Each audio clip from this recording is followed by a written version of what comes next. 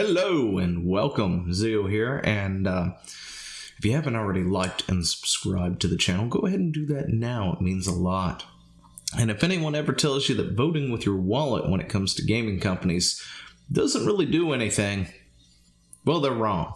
So let's get into it, shall we?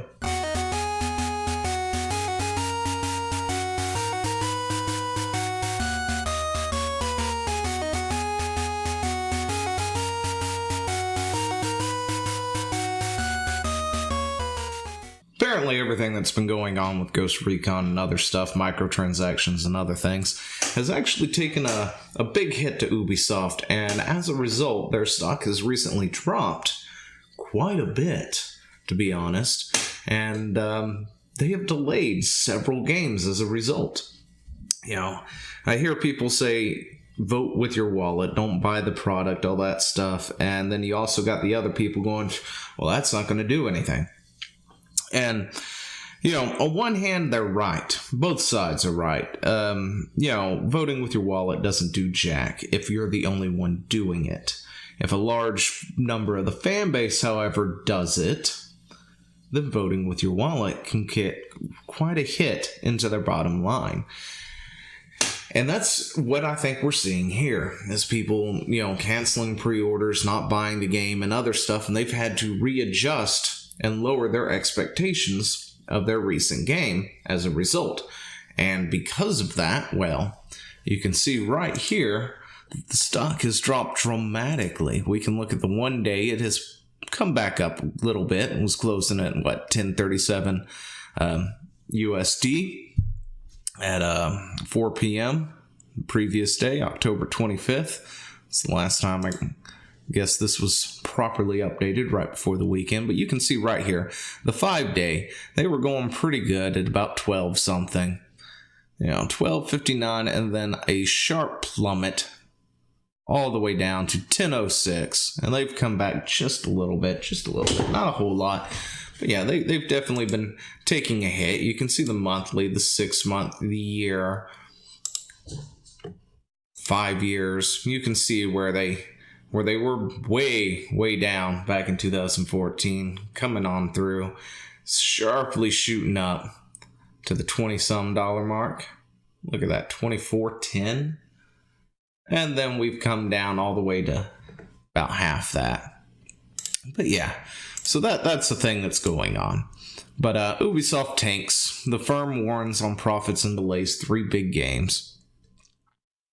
But shares at Ubisoft plunged on Friday. Well, trading was briefly suspended after French game publisher issued a profit warning and a delay the release of some of its AAA titles. Ubisoft on Thursday announced that it was revising downward in its fiscal year's profit target for 2019-2020, with the gaming giant now experiencing operating profits of between 20 million euros, it's 22.2 million, and 50 million euros, sharply down from a previous target of 480 million euros.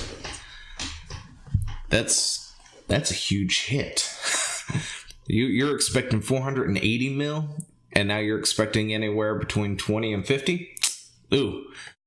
It also slashed revenue guidance, saying it now expects net bookings of roughly 1,450 million euros for the year, compared with previous forecasts of 2,185 million.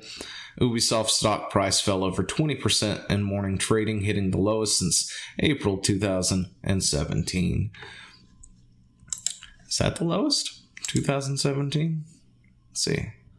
2017, April... Where were we? April 2017 is 8.61. That's not the lowest.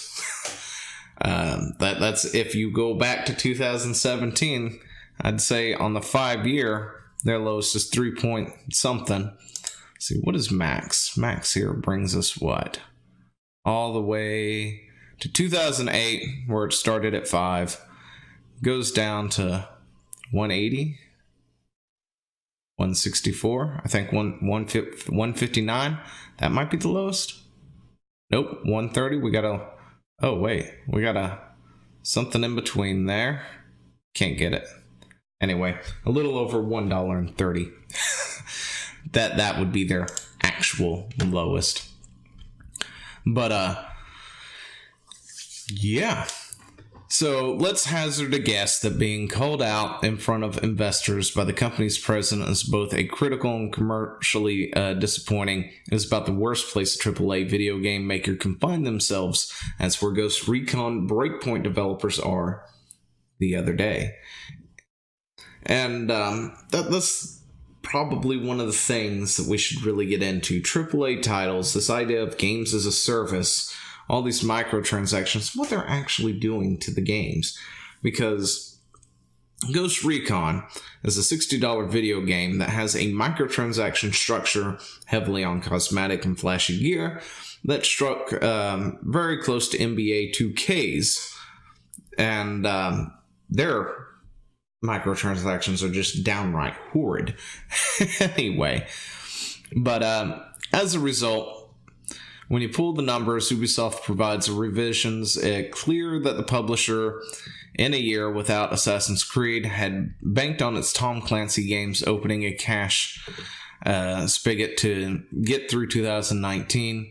Yeah, delaying Watch Dogs affected the numbers Ubisoft gave out Thursday, but one can easily imagine that leadership looked at the path they were going to take for the rest of the fiscal year anyway, and decided to push Legions and 2 other AAA titles whose launch dates had not been announced into sunnier climates. Anyway, but yeah, they've gone ahead and they've pushed several games back. They're taking a hit with the Ghost Recon bit. If you don't know exactly, if you hadn't figured it out yet, I think I did a video on that, and other people did. They talked about it, where the microtransactions and stuff, and you had like experience boosters and all this other stuff in their AAA title, which of course means they probably have toned down the way things have done, so it makes it harder of a grind to force you into those experience boosts and so on and so forth.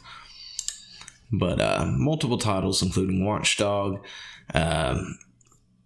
let's see, what was it? Assassin's Creed Odyssey had been set to release February 25th, 2020. Doxa Legions is the next game. Yeah, March 6th, 2020. And Rainbow Six Quarantine, which we didn't know, and all of them have been pushed as a result. But yeah, this is what happens when you decide to vote for your wallet with your wallet. When you go ahead and you tell these publishers, hey, look, I'm not going to sit there and take all this. You're going to cram all these microtransactions down my throat, then fine, be that way. I'm just not going to buy your game. And this right here is a prime example of what actually happens. Then they sort of start to take notice. They have to reevaluate how things go. We're buying AAA products, if you can even call them AAA nowadays, but we're paying full price for a game. Around here, that's 65.50 something, I think, or 60 something when you add all the tax and stuff. And, I'm paying all that. And then I boot up the game, right? But then I get bombarded with a storefront that wants to sell me even more. Doesn't make that game worth it. If I wanted that kind of experience, I would get my phone right here. I'd download Call of Duty Mobile, and I would play that, if that's the experience I wanted. I'd play a mobile game if I really, really wanted all those microtransactions, ads, and other things into my game. You can't expect people to buy a $60 game and be okay with this. Sure, trickling it in slowly, like they had been doing, and then this past year or so, they've been pushing it hard with all these titles.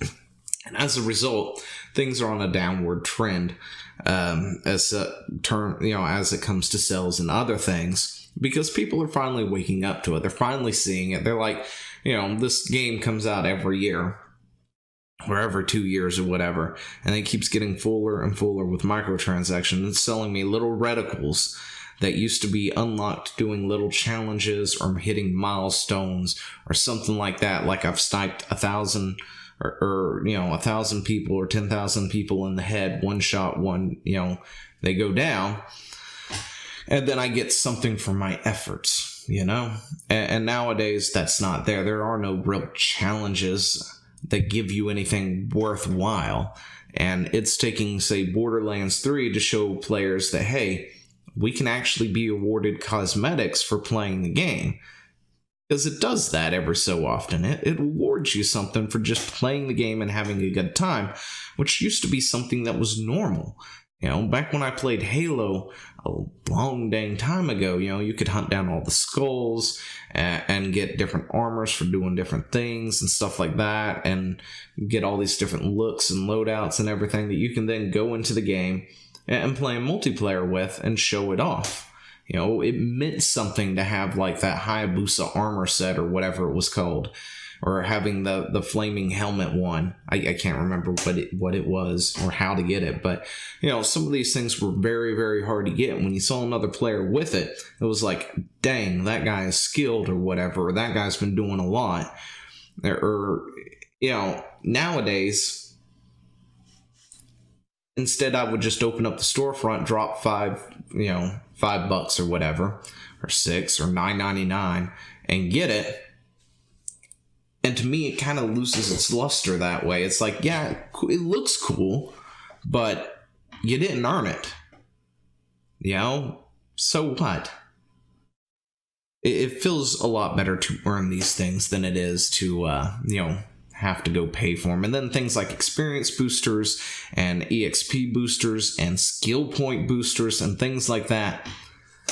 That's just a no-go at that point, because then it really does feel like that they have gone through and they've made this game so grindy that I'm going to have to somehow figure out how to sit and play for 300 hours in order to finally get to a certain point. Or I could buy these boosters for $30 to $40 or whatever, however many it takes, and be able to do it in, 10 hours or something. And that's a big thing. But anyway, let me know what you think down in the comments below. I think I rambled about this a little bit too long, and I will talk to you later. See ya. Hey, thanks for watching. Don't forget to leave a comment, smash that like button, and always subscribe for more. And of course, there are other videos floating around somewhere on the screen, so click one of those and see if you can find something that suits your fancy. Till then, I'll see you later. Bye.